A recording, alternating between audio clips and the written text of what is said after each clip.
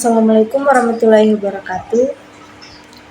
Perkenalkan, nama saya Nur Fadliana dengan NIM 23093081100025 dari Program Studi Manajemen dan Mata Kuliah Kepemimpinan.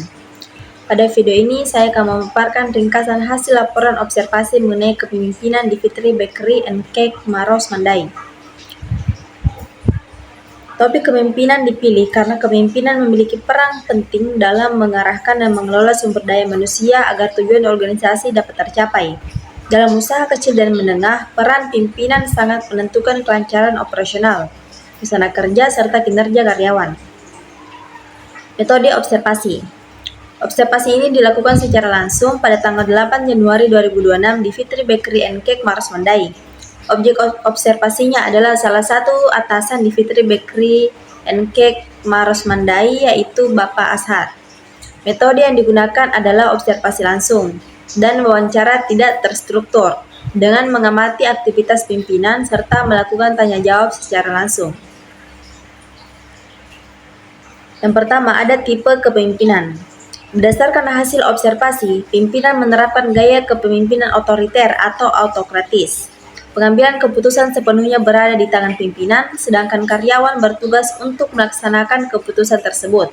Komunikasi yang digunakan dalam penyampaian instruksi cenderung bersifat satu arah.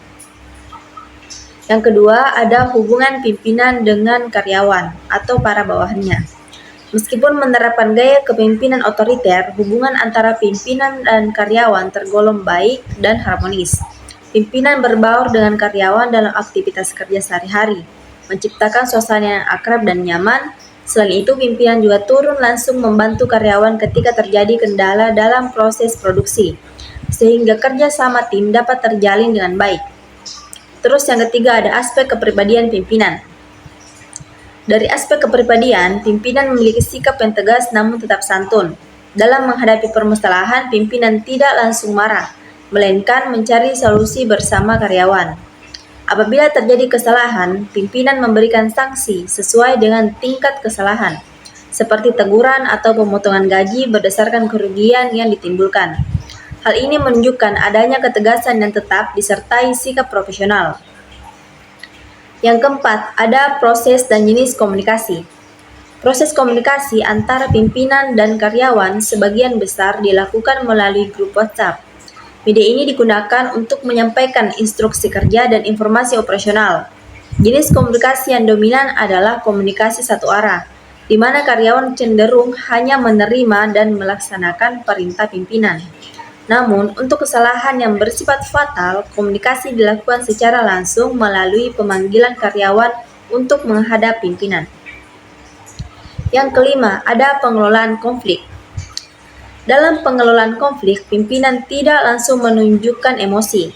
Pimpinan turun tangan untuk mencari akar permasalahan dan solusi yang tepat. Untuk kesalahan ringan diberikan teguran, sedangkan kesalahan fatal dikenakan sanksi berupa surat peringatan dan pemanggilan langsung. Setelah konflik diselesaikan, suasana kerja kembali kondusif dan aktivitas operasional berjalan normal. Yang keenam, ada proses dan model pengambilan keputusan.